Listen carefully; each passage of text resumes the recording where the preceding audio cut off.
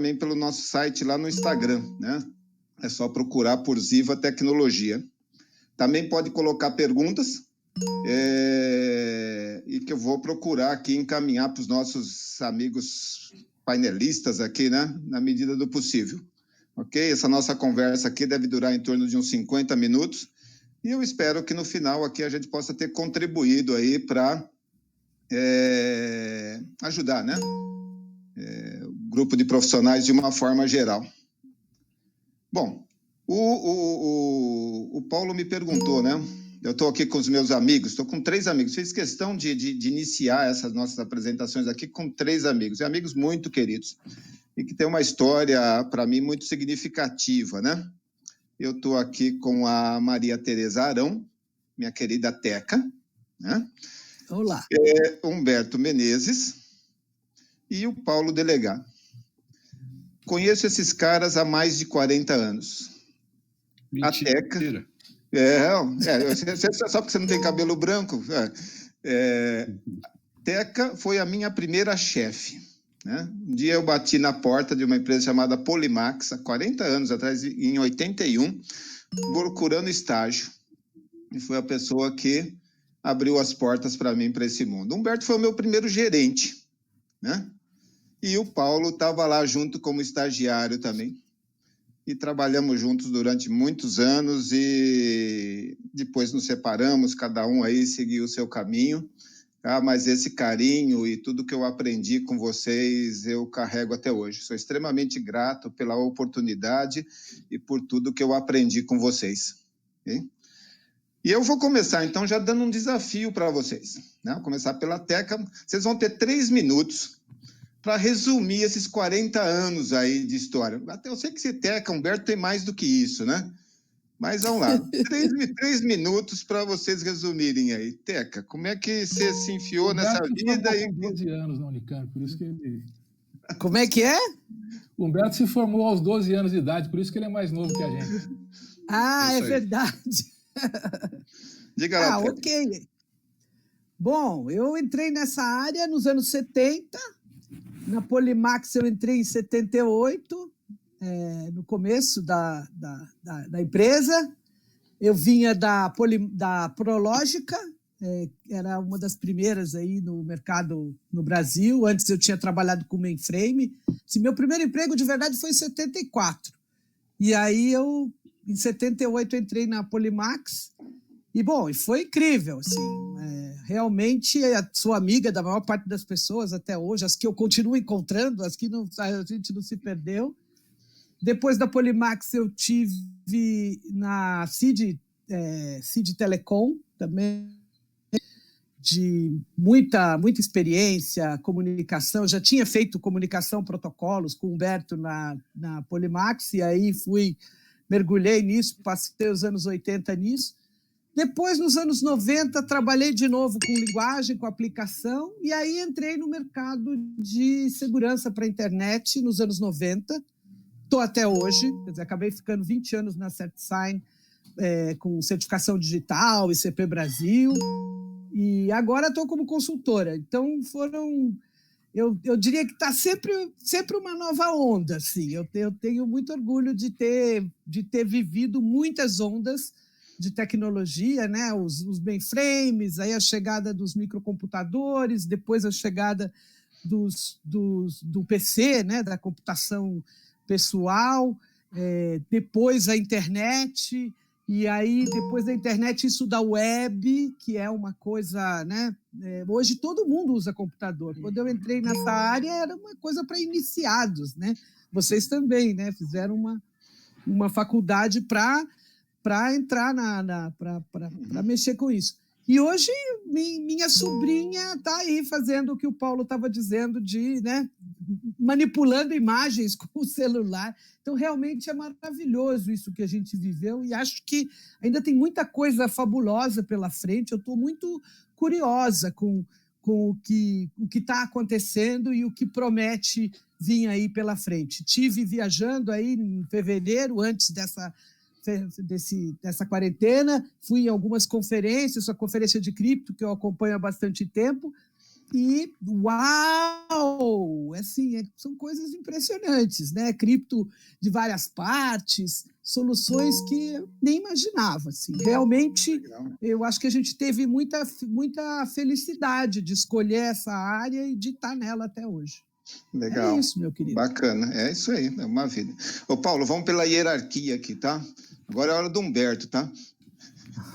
Obrigado, João. A Teca já contou um pouco da minha história também, porque eu comecei com ela lá na Polimax. Eu já tinha trabalhado antes na Camargo Correia e tal, na ADP.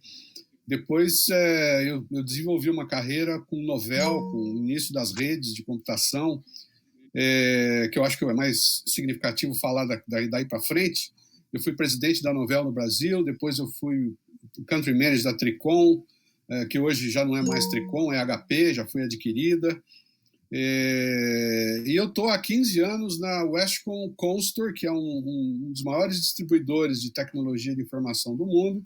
É muita honra estar lá. Eu sou o diretor-geral da Westcon Constor e que há 2 anos atrás foi adquirido pela Synnex, que é também uma empresa global de distribuição americana, que opera nas Américas e também é dona de um dos maiores contact centers do mundo, uma empresa de BPO chamada Concentrix. Então, a Synnex está entre as 200 maiores empresas da Fortune, é a posição 159, se não me falha a memória, tem ações na Bolsa de Valores de Nova York, e a gente tem uma operação aqui no Brasil de 450 funcionários, fomos o maior parceiro da Cisco System, já estamos muito próximos de ser o primeiro da Microsoft do Brasil, somos parceiros dos principais fornecedores de segurança da informação, como Checkpoint, Fortinet, Palo Alto e vai por aí afora, Symantec, e também de infraestrutura de cloud híbrida, hybrid multicloud, a nossa estratégia é trabalhar hybrid multicloud, e a gente continua progredindo e assim como disse a Teca, que foi uma das maiores cabeças que eu já conheci na área de tecnologia, ela tinha, eu acho que uns 16, 15 anos quando eu comecei a trabalhar com ela, um fenômeno, ela programava como a gente escreve um texto e não dava pau. Meu papel era organizar a bagunça que ela fazia no código, então eu tinha que documentar o código dela, que precisava de alguém para entender o que ela fazia. Verdade. Mas ela me ensinou muita coisa, e eu fiz a minha primeira viagem aos Estados Unidos em fevereiro de 1980, nós passamos 22 dias no Vale do Silício, na época era reserva de mercado, a gente ia lá copiar o que eles estavam fazendo para poder refazer aqui no Brasil. E o João, a gente desenvolvia protocolo de comunicação para colocar um microcomputador digamos, pré-histórico na época, né? Programava em linguagem de máquina para poder conectar com o mainframe aí nos projetos da Petrobras. O João programava em C, eu programava em Assembler, a Teca também, então era uma loucura, e eu estou na área, eu era desenvolvedor, né, digamos, engenheiro de software, vamos chamar assim, aí eu fui para a área comercial e estou aí até hoje. O bom é o seguinte, a gente está numa das melhores áreas que existem. Comida e tecnologia de informação todo mundo precisa. Então eu faria tudo de novo, ia começar tudo de novo. Vamos falar sobre isso já. Vamos ver, daqui a pouco a gente vai dar uma... Mas é mais ou menos essa a minha história, só para dar um overview. Bacana. E aí, Paulão? Eu também comecei como desenvolvedor de software, né? Eu me formei em computação. A Teca foi minha primeira chefe, o Humberto foi meu primeiro gerente. E só para contar uma história que talvez o Humberto não se lembre, mas a gente aprendeu um monte de linguagens na faculdade e não aprendeu C. E quando eu cheguei para trabalhar na Polimax, assim, de cara, a primeira coisa era mexer no sistema operacional e na linguagem C. Mas eu não aprendi C na faculdade. O Humberto me deu um livro do Knut em C e falou, então tá, então você aprende, porque você vai ter que fazer isso para a semana que vem. E aí eu aprendi, né? Teve jeito, era como uma coisa funcionava. Então eu trabalhei em desenvolvimento de software, mas eu acho que por característica pessoal, eu fui mudando mais para marketing, mais para vender software, mais para divulgar software, né? Então, depois de alguns anos como desenvolvedor de software, eu fui migrando para fazer marketing de software. Trabalhei em algumas grandes empresas com marketing de software, trabalhei na Novell também como gerente de marketing, e depois eu resolvi abrir a minha própria empresa de marketing, né? E foi numa época boa, que foi no começo dos anos 2000, né? Eu abri a Vendere, que é a minha empresa, Vendere, que é uma agência de marketing. Eu abri em 2002, quando estava justamente decolando a questão de marketing digital, de marketing na internet. E quando eu comecei, a gente ainda fazia marketing também em papel, em revista, jornal, e internet era um dos marketings que a gente fazia, né? E se houve uma grande transformação nos últimos anos, foi o crescimento do marketing digital e o encolhimento das outras formas, né? Eu me lembro que, nessa época que eu era chefe do marketing lá na multinacional, eu era visitado por 20 revistas de informática que havia no Brasil, né? Quer dizer, tentando vender anúncios, espaço de anúncios e tal, pedindo para a gente anunciar nelas, né? E hoje deve haver uma ou nenhuma revista nesse segmento, e em todos os segmentos. Se você pegar automóveis, qualquer coisa, né? A internet simplesmente devastou o mercado publicitário para quem trabalhava no mercado tradicional, e, por outro lado, foi uma bruta oportunidade para quem mexia com isso, né? Então, a gente, em parte porque eu gosto dessa área de marketing, em parte porque eu tinha essa formação técnica, eu criei a empresa e a gente foi indo para esse lado de fazer propaganda na internet, site, rede social, campanhas e tal, que é o que a gente faz até hoje, né?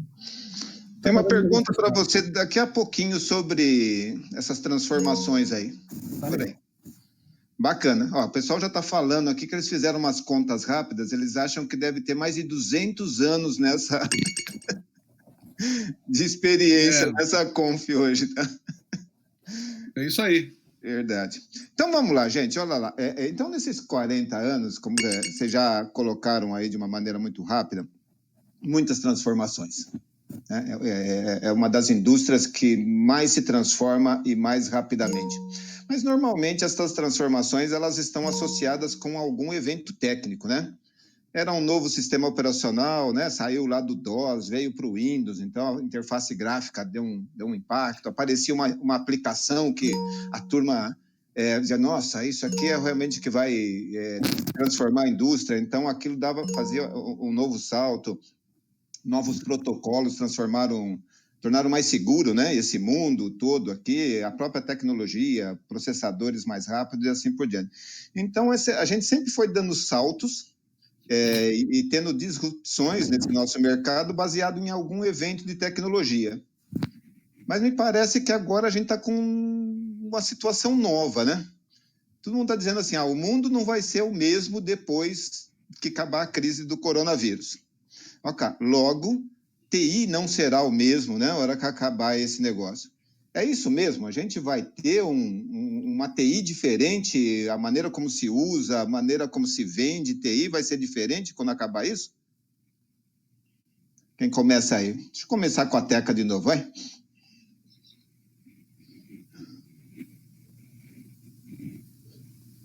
Abre o microfone, Teca.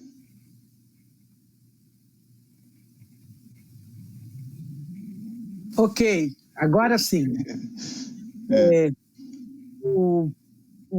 Pois é, eu quando comecei a vender acesso remoto, lá nos anos 90, meio dos anos 90, né, estava começando a internet comercial, já se falava em teletrabalho. E aí, ao longo dos anos, sempre apareciam equipamentos para videoconferência, né? Era um equipamento caro, ou audioconferência.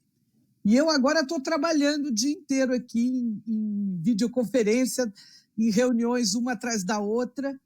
Eu acho que realmente, quando acabar a pandemia, né, quando diminuir quando pudermos voltar ao que parecia, ao que era antes, o que era normal, né? Ao que era normal, acho que vai ter um novo normal, assim, para usar um clichê aí, que está todo mundo falando, um novo normal, né? E que, de repente, a gente vai ter descoberto que dá para fazer remoto. Então, eu estou falando com o meu médico remoto, eu estou fazendo aula de alemão remoto, numa escola super tradicionalista, e eu acho que quando voltar vai ser difícil, se fizer a conta de ir até lá ou ficar no computador. Então, eu acho que vai ter uma mudança muito grande. Assim. Uhum. Eu sinto e, Humberto, e você vê a indústria... A TI vai mudar porque também, assim, muitas das atividades de TI são atividades intelectuais que você faz na mesa. Claro, existem outras que são físicas, né, de operação, mas também, eu acho que venda, sempre vai ter o vendedor que vai, mas vai ser em situações muito mais especiais do que é ainda hoje. Então, com certeza, vai mudar muito. Legal. E aí, Humberto, você vê aí, você que se apresentou, falou em representantes de vários segmentos da indústria, né? Você sente essa movimentação, a turma já entendendo que, poxa, peraí, o nosso plano de 5 anos para frente vai ter que mudar? Bom, primeiro, João, eu acho que ninguém, já há algum tempo, não está mais fazendo plano de 5 anos, né? Porque o mundo está numa aceleração absurda. Eu tenho o privilégio de estar no meio de uns 50 fabricantes diferentes de tecnologia, então eu consigo medir, eu tenho um termômetro de reação de quem está indo bem, quem está indo mal, e de 4, 5 mil revendedores e integradores, ISVs, né, desenvolvedores, que já vinha numa transformação forte nos últimos 2 anos, eu diria, né? Não mais que isso, já vinha numa aceleração geométrica de mudanças. A gente se lembra na época da telefonia IP, demorou 4, 5 anos para se estabelecer e virar alguma coisa onde as pessoas abandonaram o PABX tradicional, TDM, aquelas coisas todas.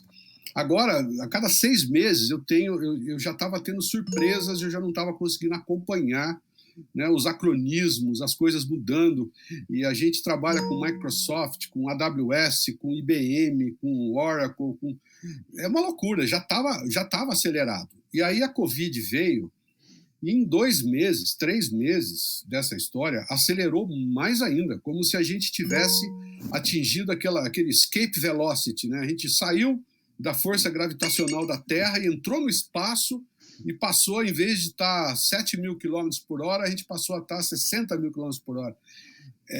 E eu senti um baque enorme. Eu estou fazendo reuniões virtuais todos os dias com nossas revendas, inclusive a semana a gente fez com a Ziva, e tendo a oportunidade de fazer essa live aí, com quem está nos escutando, eu acho que a gente não vai voltar mais ao que era. Eu não estou dizendo que daqui para frente não vai ter mais escritório, não vai ter mais sala de reunião, vão continuar. Mas eu acho que acabou a história antiga e a gente vai entrar numa história nova, onde as pessoas vão ter menos commuting, né? Ter que perder tempo no trânsito, no metrô, e a gente vai se falar mais, mas não vai perder aquela história do relacionamento humano. Eu acho, eu não quero dar uma de especialista, que enquanto não tiver uma vacina e a gente não tiver 70% da população imunizada, não vamos voltar ao que era antigamente. Eu não viajo mais de avião para o exterior se eu não for vacinado. Eu sou grupo de risco, como vocês já dedaram aí os 40 anos de profissão, e vai acontecer com quase todo mundo. É muito arriscado, né? A malha aérea diminuiu absurdamente. Então, a parte de real estate, de imóveis, setor imobiliário, vai sofrer um baque enorme, né? E assim, mudou também a solução. Depois, talvez eu tenha mais tempo para falar nisso. As soluções, que eram as soluções on-premises, viraram soluções em cloud, em nuvem, e com demanda de segurança, de endpoint, etc. Então, eu acho que o mundo realmente não vai ser o mesmo. Infelizmente, muita gente vai quebrar. Isso é óbvio. Eu tenho dados aqui do Gartner recente. A gente tem mais ou menos aí uns 25% das empresas que faturam até uns 20, 40 milhões de reais, entre 20 e 40 milhões, não tem caixa para mais de 6 meses, não tem cash flow para mais de 6 meses. Muita gente vai prosperar absurdamente, porque tem cash flow para mais de um ano. E já está nessa modernidade. E um meio do caminho aí de empresas que vão sobreviver, ou vão tentar sobreviver, algumas não vão conseguir, mas algumas vão ultrapassar esse período. Então, assim, eu estou um pouco de medo e também um pouco de esperança num futuro para a nossa área muito forte, mas tem que mudar completamente o modelo. Ok. Sair de vender caixinha e vender produto para vender solução em recorrência e consumo na nuvem. Vou te perguntar um pouquinho mais sobre isso daqui a pouco aí. Antes de eu passar a palavra para o Paulo, né, falar um pouquinho. A gente falou desses dois caras aí, né, Paulo, que eram os chefes, e também, né, teve essas situações de aperto, né, você saía da sala com uma missão que, pelo amor de Deus, como é que eu vou fazer agora? Mas o Paulo era um cara que eu lembrei muito de você nesses dias, porque tá muito desse debate de tem que ouvir o lado científico, né, não sei das coisas. E você era o cara que trabalhava na baia do lado, e cada vez que eu falava uma abobrinha, você já descia uma porrada do outro lado me corrigindo, né? Cientificamente sobre aquela situação. Então, eu lembro várias delas. Depois a gente conta um pouco disso aí. Mas me diga lá, Paulo, como é que você acha que... Então, nessa linha, eu queria já abrir uma divergência. É que nem voto do STF, né? Vou divergir do relator. Que é o seguinte, realmente a TI mudou tremendamente, evolução, etc, etc. O que me parece que não mudou, e é muito difícil mudar, é a natureza humana, né? Quer dizer, essas tecnologias que nós estamos usando para essa conversa hoje, né? Videoconferência, linhas de internet de alta velocidade, câmera no celular ou no computador, elas existiam há um mês atrás. Eram as mesmas. E o Humberto estava pegando o avião, e eu estava visitando o cliente, o João estava visitando o cliente. Se nós quatro nos quiséssemos conversar, a gente teria que se encontrar. Por que nunca decolou o home office? Né? Quer dizer, na minha opinião, é porque eu ouço falar de home office, o Skype é de 2003, né? Ele tem 17 anos. Quer dizer, então... todas essas tecnologias são antigas, de home office, de videoconferência e tal. Por que elas nunca decolaram, né? Acho que porque a natureza humana tem uma coisa diferente, especialmente na coisa comercial. Eu não vou entrar muito no mérito da coisa técnica, que é mais dos meus amigos aqui panelistas, mas a questão comercial, que eu sinto assim, eu acho muito difícil, historicamente, pode ser que o mundo mude, grandes negócios serem fechados sem o presencial. Né? Quer dizer, sem a reunião, assim, você ir lá e apertar a mão do cliente ou o cliente vir, né? Eu vou contar uma história aqui que o Humberto provavelmente vai lembrar. Eu trabalhava na área comercial junto com ele, numa multinacional, na Novell, e o Recursos Humanos decretou Casual Friday. Na sexta-feira, todo mundo na empresa pode tirar o terno e a gravata, ir com uma roupa descontraída e tal, né? Só que o Humberto percebeu que o que acontecia? A gente não visitava cliente na sexta-feira, né? Porque como você estava de camiseta do Led Zeppelin e calça jeans, não estava terno e gravata, você não ia visitar o cliente. Nada, um dia por semana que você não visitava cliente, 5 dias da semana, você estava caindo em 20% a atividade comercial da empresa, né? Então, o Humberto nos chamou. Ele, inclusive, falou, tudo bem, Casual Friday para a empresa inteira. A área comercial vende terno na sexta-feira para você visitar o cliente. Então, eu percebi que, como vocês estavam dizendo, a coisa da TI mudou, evoluiu loucamente, mas eu não consigo ver, eu não vi até há um mês atrás, esse lado humano mudar. Quer dizer, todos os executivos continuam com programas de milhagem enormes, viajam o tempo inteiro. A gente faz congresso, né? As pessoas vão lá no congresso para assistir a pessoa falar presencialmente.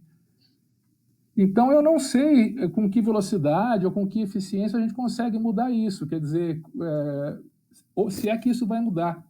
Né? Quer dizer, claro que obrigado pelo terror do vírus, a pessoa fica trancada em casa. mas se essa mudança é definitiva, sabe? Se a gente conseguir realmente uma vacina, um controle do vírus, se a gente daí vai parar de ter essa necessidade do contato pessoal, da reunião, do presencial. Bacana. É uma dúvida que eu tenho, eu não sei. Não, bacana, eu acho que é um ponto de vista interessante aqui, mas deixa eu seguir adiante para ver o seguinte. Eu estava até para responder o Paulo aí, né? Hoje tem um artigo aqui uma reportagem no Valor Econômico que trata exatamente disso, né? Que para mim esse negócio deixou de ser trabalho distribuído e já está indo para trabalho pulverizado, né? Porque eles diziam que antes da crise, o máximo que uma empresa tinha de trabalho home office estava em torno de 15%. Hoje, a maioria dos segmentos, independente do setor de comércio, né, que precisa de gente presencial lá, está acima de 80% em home office. Okay? E muitos dos chefes, né, estão entendendo que esse negócio não volta. Mas eu te entendo, Paulo, eu tenho essa dúvida mesmo. A gente normalmente, quando fala o profissional de TI, a gente pensa no programador, no cara de suporte, né, no engenheiro, e esquece o vendedor, né? Sim. Que é o cara que entrega. E esse realmente é uma dúvida que eu tenho. Se esse Vou falar cara... uma coisa polêmica para quem está ouvindo, que é o cara que paga o seu salário, né? João e Paulo, eu concordo também com o Paulo. O home office, a gente não vai mudar para home office, de repente, a 80%, 100%. Não. O que eu quero dizer é o seguinte, se tinha 15%, 20% em home office, vai subir para os 30%, 40%, mas vai voltar ao normal. É que não vai voltar enquanto tiver esse maldito vírus aí contaminando as pessoas. Depende mais do vírus do que da tecnologia. Né? Depende muito mais. O que eu quero dizer é o seguinte, as empresas vão rever os espaços. Eu vou rever os espaços. O escritório vai ser usado muito mais para reuniões, muito mais para conversar com os clientes que precisam se reunir. O contato humano é fundamental. Não dá, é chato ficar só falando por vídeo, né? Então, eu acho que vai ter muito, assim, essas empresas de cowork, Regus Office, etc., vão prosperar muito, porque elas vão oferecer espaço com recorrência e consumo, do jeito que é cloud. Não vai acabar o escritório físico, o que ele vai acontecer, ele vai dar uma enxugada, porque a experiência que as pessoas tiveram nessa pandemia vai fazer o seguinte, cara, é viável. O meu NOC, o meu SOC, que eu presto serviço para fabricante, está funcionando 24/7, sem aqueles telões enormes, que eu fiz um baita do investimento naquele negócio, e está funcionando. Não tem nenhuma reclamação de cliente. Uhum. Então, a gente vai rever o que vai poder ficar em home office e o que não vai. Vocês estão vendo a bagunça que está aqui onde eu estou no meu sítio, no sul de Minas, isolado do mundo, trabalhando com internet via rádio. Eu até caí agora há pouco e voltei. Mas, enfim, eu estou de roça off. Uhum. Né? Isso não seria... Eu nem pensava isso, eu largar o escritório para ficar na roça trabalhando, eu tinha até medo. E tá dando certo. Há 21 dias. Agora, eu concordo com o Paulo. Sim. Agora, eu gostaria de dizer que, assim, de experiência própria, a gente costuma pensar muito tem atividades que podem ir para o home office, tem atividades que não podem ir para o home office, o que é mais difícil para o home office. Mas eu acho que também tem pessoas que podem ir para o home office e pessoas que não podem. Assim, o resultado da produtividade de gente remota, a gente, por ser uma agência de marketing, a gente trabalha bastante com freelance, com gente que desenvolve na casa da pessoa, né? E o grau de supervisão que essas pessoas precisam é muito diferente. Assim, a gente tem gente que você dá uma coisa para o cara fazer em casa, você esquece, o cara faz. E tem gente que não. Quer dizer, então isso também vai ser uma coisa de aprendizado administrativo, sabe assim? Quem que você pode deixar em casa que o cara faz e quem que precisa ter alguém em cima. Na cola. Né? Então, mas vamos... Deixa eu fazer uma pergunta, porque a gente está falando o seguinte, quando a gente está falando de trabalhar em home office, mas a gente está pensando na organização como um todo, né? O ponto que eu acho que vale debater aqui é, para esse nosso grupo aqui, nós somos profissionais de TI, e aí você tem uma turma que é desenvolvedor, tudo bem, esses caras podem fazer programa de qualquer lugar, até do Roça Office, que o pessoal gostou muito aqui, viu, Humberto? Mas, assim, quando eu tenho a empresa toda num lugar, para aqueles nossos amigos de TI que são responsáveis por manter essa infraestrutura, fica muito mais fácil, né? né, Teca? Eu ponho um firewall ali na entrada, ponho 2 caras com porrete, se alguém tentar entrar lá para roubar meus dados, eu bato neles e tal, fica muito mais fácil de proteger. Mas aí eu mandei o cara do administrativo, mandei o cara do RH para casa, foi todo mundo para casa, o cara do comercial, tá tudo espalhado, Teca. Como é que eu faço esse negócio ficar seguro? É viável trabalhar desse jeito? Não tem infraestrutura que suporta isso ou não? Diria que sim. Para a maior parte dos trabalhos, sim, porque não existe mais isso do perímetro, né? Lá nos anos 90, nos anos 2000, era só uma coisa de pôr firewall, fazer vários perímetros, né? Ter um perímetro mais... ter o lado...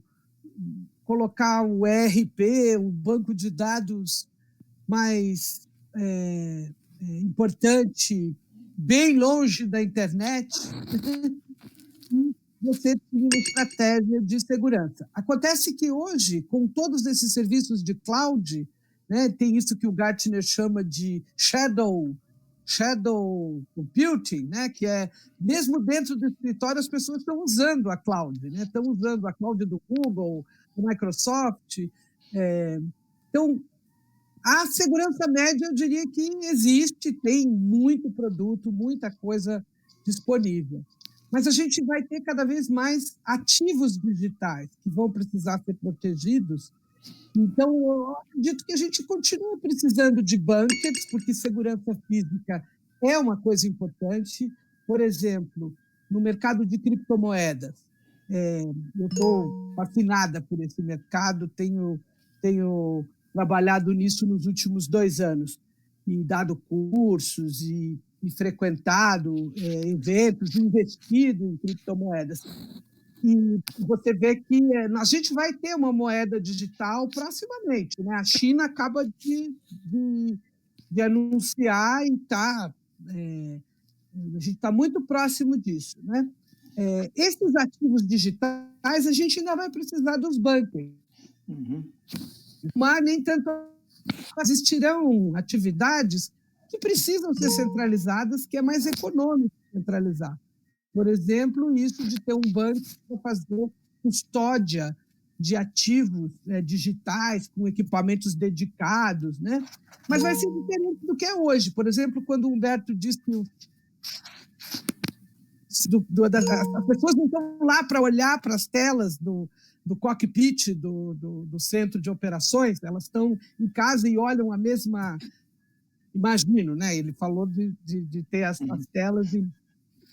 Então, existem, acho que a maior parte das atividades dá para fazer distribuído, mas existem algumas que a gente ainda vai precisar de manter os bunkers, né?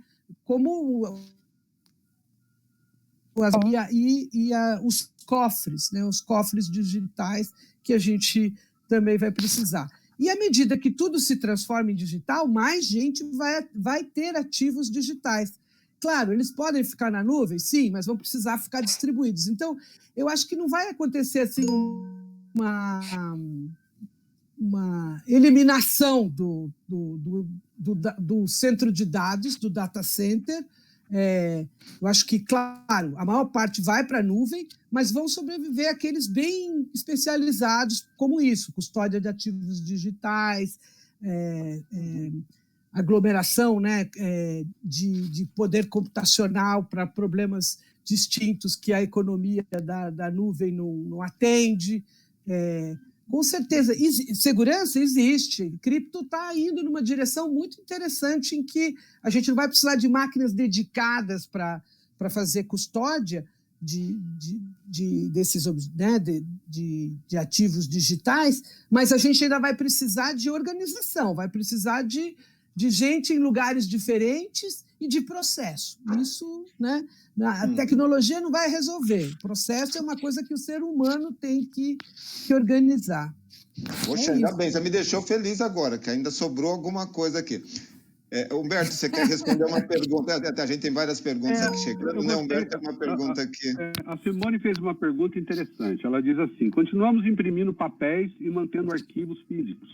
Não confiamos 100% na tecnologia e segurança das informações. Quando cai a internet ou energia elétrica, as empresas param.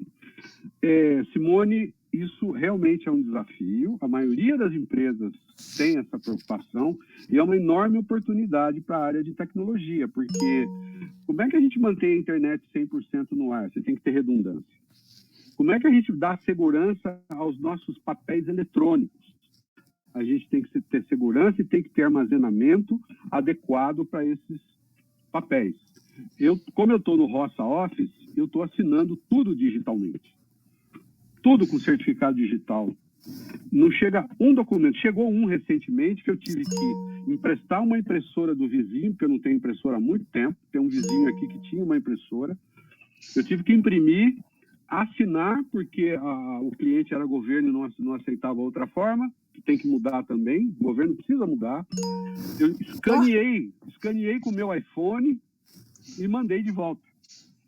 Eu achei aquilo o fim da picada, porque eu assino, eu sou representante legal da empresa, então eu assino uma dezena de documentos por dia, pelo menos, de contratos com os nossos parceiros.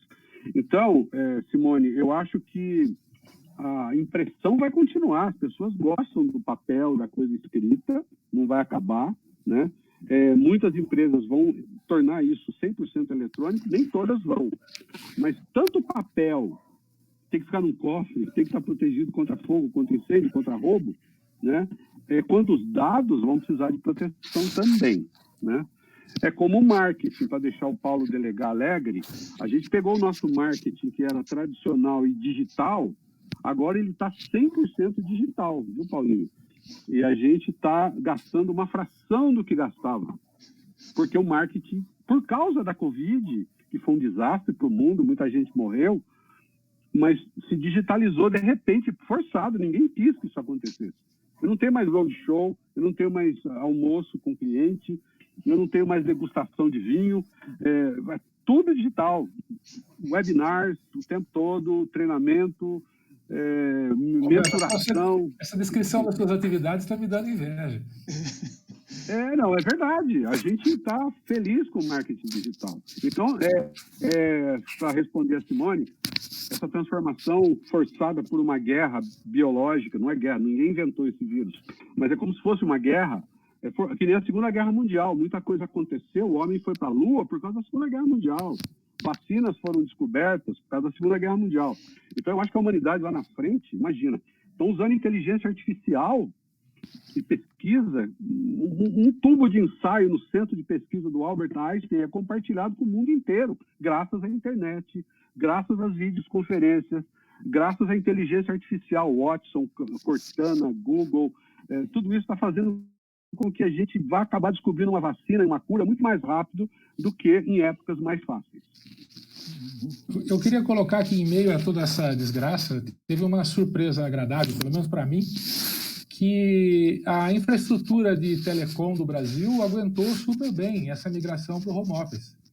Quer dizer, da noite para o dia, dezenas de milhares, talvez centenas de milhares de pessoas que trabalharam no escritório foram para casa e havia um medo de que a internet não vai aguentar. Quer dizer, toda essa gente trabalha num prédio, vai todo mundo trabalhando em casa, trabalhando remoto, vai entupir, vai ficar lerdo, o vídeo vai parar, né? E não aconteceu. Quer dizer, todo mundo foi para casa, a infraestrutura de telecom brasileira aguentou redondo. Eu não sinto diferença de quando eu trabalhava, todo mundo estava no escritório, para hoje, do ponto de vista da banda passante no Brasil, da capacidade da coisa. Então, eu acho isso uma coisa, assim, foi uma surpresa positiva. Quer dizer, tirando essa questão da segurança, também havia essa preocupação de que todo mundo indo para casa vai entupir o cano, certo? A internet não vai aguentar e, aparentemente, está aguentando perfeitamente. Aí, pegando por esse ponto aí, Paulo, e juntando um pouco o que o Roberto falou antes, desse processo de transformação, talvez a gente o Humberto falou, né, que tudo como serviço, a gente não vai comprar mais, né? Porque muitas empresas aprenderam que, de repente, de uma hora para outra, aquele montão de ativos que você tinha não serve para nada, né? Você tem que rapidamente movimentá-los, né? Então, você cresce, diminui muito rapidamente.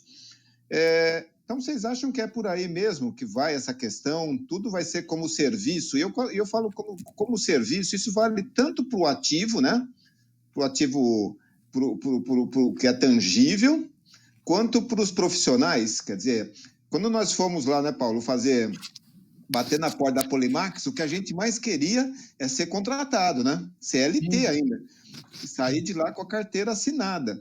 Então, vocês acham que isso também vai mudar para o profissional? Quer dizer, tudo vai ser sob demanda daqui para frente? Eu acho. Não sei o Paulo aí, até quase que caiu. Não, eu acho que tem duas questões que a gente vai ter que saber mexer, quer dizer, a questão trabalhista, né, quer dizer, toda a legislação brasileira, e eu acho que grande parte da legislação mundial pressupõe o sujeito chegar às 9 horas da manhã, ele vem, na verdade, o funcionário ele vende o tempo da vida dele para você, sabe? Ele chega às 9 horas da manhã, ele senta lá e ele tem que estar à disposição até às 6 da tarde, quando ele vai embora, né? E quando ele está em casa, você tem a questão trabalhista, quer dizer, como é que você paga, como é que você controla, ele não bate cartão na casa dele às 9 horas da manhã, né? Do ponto de vista legal, trabalhista, e do ponto de vista administrativo também. Como é que você controla que ele fez aquilo que foi pedido para ele, né? Quer dizer, então, esse eu acho que é uma questão que não está bem resolvida. Acho que não é uma questão de tecnologia aí, é uma questão de administração, né? Eu queria complementar, Paulo. Nós tivemos uma reunião recente. Existe uma outra questão, tem a questão trabalhista, que eu acho que vai forçar algumas mudanças, tem a questão do controle, que eu acho que há instrumentos em dispositivos móveis para você ter uma ideia dos KPIs. A Dell, por exemplo, trabalha 90% já em home office há muito tempo, a Dell. Eu conheço os caras lá porque a gente é fornecedor para a Dell, né? E eles têm, as pessoas têm KPIs, têm métricas que têm que cumprir. E se o cara trabalha 2 horas e cumpre a métrica, a Dell não se preocupa muito com isso, desde que o cara cumpra a meta. Agora, existe uma questão que nós tocamos esses dias com os funcionários, que é a qualidade de vida. A maioria das pessoas não são como nós. Eu tenho o privilégio de ter um sítio, que eu estou aqui, tomo sol, caminho todo dia, vejo os passarinhos. Agora, imagina você num apartamento de 40 metros quadrados, com a esposa e com um filho, 1 ou 2. Vai chegar um momento que um vai matar o outro. Inclusive, a violência doméstica aumentou na Covid. Óbvio, você tranca o ser humano entre 4 paredes. Então, a gente está preocupado em que as pessoas comecem a trabalhar num horário, parem na hora do almoço, almocem, que as pessoas respeitem. A gente usa o Teams, o Microsoft Teams como instrumento, ou o Webex da Cisco. A gente olha para ver se a pessoa está ocupada antes de ligar para a pessoa pare de trabalhar às 6, 6h30, vá distrair, vai assistir Netflix, vai jogar videogame com as crianças, ou seja lá o que for, entendeu? Então, essa questão humana, para mim, é um problema até mais sério do que o trabalhista, porque senão nós vamos ter um bando de malucos, de insanos no mercado. A nossa empresa está olhando isso com muito carinho para manter a qualidade. Então, inclusive, está mudando uma coisa que é importante, né? Home Office Allowance. Lembra do cara allowance? Uhum. Agora tem o Home Office Allowance. O cara vai gastar mais energia elétrica, ele vai gastar mais, ele vai precisar de uma internet melhor, ele vai ter que pagar por isso. Eu acho que o patrão tem que pagar para o cara, além de dar os instrumentos para ele poder trabalhar, né? E depois, quando voltar aos escritórios, deixar mais ou menos livre, ter um pouco mais de flexibilidade de horário, cara. Pegar ônibus às 6 da manhã para poder chegar às 9 no escritório, ficar pendurado num trem, eu acho que vai haver uma forçação de barra para as pessoas serem mais flexíveis e melhorar a qualidade de vida. Não é possível que dessa crise a gente não tire alguma coisa boa. Eu acho que é o que vai acontecer. Bacana. Bom, estamos caminhando aqui para os nossos 10 minutos finais e eu vou aproveitar, então, uma pergunta que foi feita pelo Cunha, para vocês a gente já ir encaminhando aqui para o nosso encerramento, porque eu sei também que vocês têm um monte de outros compromissos aqui, né? Há 40 anos atrás, quando começamos, né, a trabalhar, vocês um pouquinho antes, eu e o Paulo chegamos lá, nós tínhamos uma ideia de carreira, né? Eu quero ser programador, eu quero ser desenvolvedor. Então, para isso, eu tinha que aprender um monte de linguagens de programação, protocolos, né? Se Teca, Humberto principalmente, Paulo também agora, né, com essa experiência acumulada, se você tivesse que pegar um garoto que nem a gente, lá chegando com 20 e poucos anos, está acabando de sair da universidade, ou ainda vai entrar na universidade, pensando em trabalhar com esse negócio de TI, como é que que conselho que vocês dariam para esse profissional, né? Como se preparar, como desenvolver essa carreira aí? Vou começar com o Paulo agora, vai. Olha, eu acho que além da questão técnica, e que eu acho que não vou entrar nem nesse mérito, o que eu diria é para um jovem que está começando hoje também tentar, se é que é possível, desenvolver o que a gente chama de soft skills, quer dizer, desenvolver características de personalidade, de relacionamento, de gerenciamento de tempo, quer dizer, dele aprender a lidar com o trabalho e com os outros. Eu acho que isso é uma coisa que, às vezes, os profissionais de TI têm um foco muito assim, não, eu sei o último protocolo, eu sei a última linguagem, eu sei mexer no último roteador, mas tem uma coisa de você tentar, por exemplo, aprender línguas, você tentar fazer cursos de desenvolvimento pessoal, quer dizer, você melhorar os seus skills como pessoa. Primeiro porque é atemporal, né? A tecnologia mudar, se você conseguir desenvolver isso, você vai estar habilitado para enfrentar melhor essas mudanças, né? E então eu acho que é isso. Eu acho que se eu pudesse falar para alguém que está começando no mercado de TI, quer dizer, se preocupa com aprender a última linguagem, a última tecnologia, a última tendência, o último acrônimo, como diz o Humberto, mas tenta assim, aprender língua, tenta aprender gerenciamento de tempo, tenta aprender técnicas de liderança, quer dizer, coisas que vão fazer de você uma pessoa melhor, um profissional melhor, que eu acho que é importante. Eu acho bacana isso, Paulo, e concordo com você.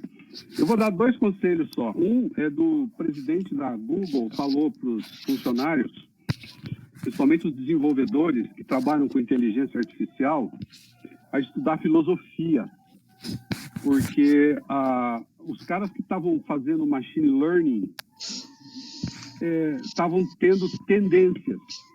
Vou dar um exemplo de tendência. Você procura assim, pessoas de sucesso. Aparece um monte de homem, um monte de branco, anglo-saxônico. Não aparece mulher, não aparece negro, não aparece outras. Isso é bias, né, Teca? A gente ensina as máquinas e as máquinas acabam tendo tendência. Então, eu achei o máximo ele falar isso. Estudem filosofia, gente. É preciso entender um pouco de língua, de tudo, né? Esse é o meu primeiro conselho, as pessoas serem melhores seres humanos. A outra coisa bem simples para passar a palavra para a Teca é estude Python. Eu vou começar meu curso de Python essa semana. Todos os meus amigos, toda a minha turma da Unicamp, Humberto, tá aprendendo Python agora. Eu acho que vai ter uma linguagem dos aposentados, cara. Eu vou voltar à carga. Ok. Teca, antes de você falar, foi o que o Humberto acabou de colocar aí. Você sempre foi uma referência para mim nessa área, né?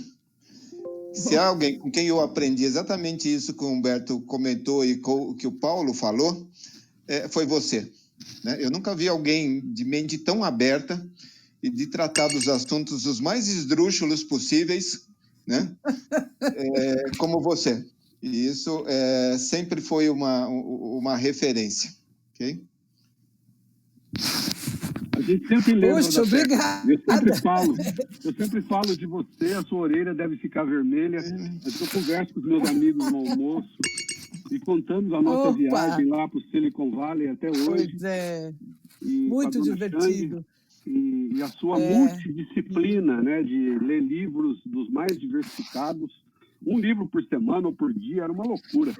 Eu acho que é esse que o Paulo comentou, e como você foi, eu acho que é o conselho das pessoas, né, serem mais diversas em pensamento, em filosofia de vida, meditação, seja lá o que for. É mais importante do que aprender uma linguagem. Mas aprendam Python, porque realmente é um negócio legal. Sim, sem dúvida. Ainda mais agora com Python é o canal, né? É maravilhoso. Eu estava fazendo um curso no Coursera, aliás, é um brasileiro da Poli que está lá na Universidade de Washington, um curso maravilhoso. E Python é a língua franca, né, da ciência de dados. Mas eu diria que realmente isso, acho muito bom o que o Paulo falou, o que você falou também, incrível isso, essa citação do presidente da Google com essa questão dos vieses, né, porque a inteligência artificial não é neutra, né, quem tá criando ela vai... E como você treina, né? Especialmente a quantidade dos dados que você vai alimentar essa inteligência vão dar um viés, né? Então, o como resolver isso? O caráter das máquinas, né? Eu diria que além dessas que eu acho conselhos fantásticos, quando a gente começou, existiam poucas linguagens de computador.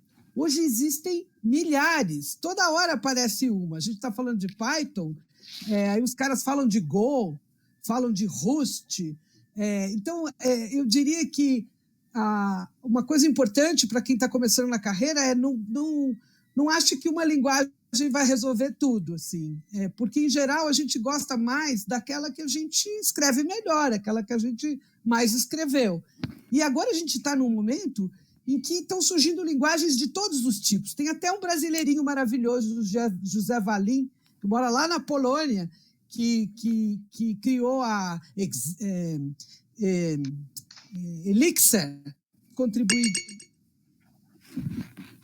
desenvolvedores do core do Rails, né? Você lembra? Há uns 10 anos atrás fez muito sucesso, né? Rails. Então eu tive a sorte de acompanhar vários eventos, e exatamente por isso, para aprender mais, para renovar. Então, assim, acho que seja em computação, seja em ciência, em qualquer atividade humana, a gente tem que estar aberto para aprender sempre. Acho que acabou essa coisa de ter uma profissão. Claro, a gente vai ter sempre uma área de interesse principal, as coisas, o assunto que realmente conquista a gente, faz a gente ficar concentrado ali, aprender e gastar o tempo, e investir o tempo que precisa para realmente dominar um assunto. Mas aberto e sempre aprendendo é fundamental. Outra coisa que o Paulo incrível, assim, que tem que ser mesmo, e que eu sinto muita falta, assim, e que eu quero dizer, acho que todo mundo tem que trabalhar, é essa coisa do tempo, né? Da gente poder estudar várias coisas. Se a gente não tem o controle do tempo, até fiz um curso interessante com a Barbara Oakley, é uma história de Learning How to Learn, que tem esse curso do Coursera, deem uma olhada. Ela escreveu um livro fabuloso, assim, das dificuldades que ela tinha. Ela fez matemática e as dificuldades que ela tinha. Então, o curso é incrível, porque ensina montes de artifícios, de estratégias para a gente conseguir perseverar, porque para aprender qualquer coisa a gente tem que perseverar, tem que gastar uma boa quantidade de tempo num assunto só para dominar ele, né? Então, acho que isso aprender sempre, não achar que já tem a solução, que já aprendeu tudo, por quê? Porque o mundo é de quem consegue se adaptar, né? É Darwin, né? Quem sobrevive é quem se adapta. Então, a gente tem que continuar aprendendo. E, para aprender, a gente precisa desenvolver uma disciplina, desenvolver técnicas de continuar interessado, a gente vive num mundo que é a economia da atenção, né? O Instagram, eu fico vendo a quantidade de horas que eu gasto no Facebook, no Instagram, no nas redes, né? No próprio Google. Qualquer dúvida que eu tenho, eu estou lá googando, e de repente eu estou horas lendo uma coisa, eu disse, mas eu não podia estar fazendo isso, porque eu devia estar fazendo a outra coisa. Então, realmente, eu acho que é um grande desafio assim, da individualidade, né, de cada um de nós, nesse tempo que a gente está, que só existe o hoje, eu estou aqui, e o que eu faço com esse tempo que eu tenho? Assim, como é que eu aproveito o melhor possível para aprender mais, para ser uma pessoa melhor, né? E para estar melhor no trabalho, para conseguir avançar, né? Conseguir evoluir. É isso. Gente, eu acho que quem está aí, né, Humberto e Paulo, deve ter entendido aquilo que a gente disse, né? O que foi trabalhar com essa mulher, né? Imagina isso lá com 20 e poucos anos. Essa energia. Nossa, vocês são muito generosos. Eu não sei como vocês aguentaram aquela. Eu lembro até hoje, foi minha primeira entrevista de emprego, foi com a Teca. Eu estava na faculdade ainda quando eu entrevistei. Da Unicamp. Gente, a gente está terminando aqui, né? Quase uma hora aqui.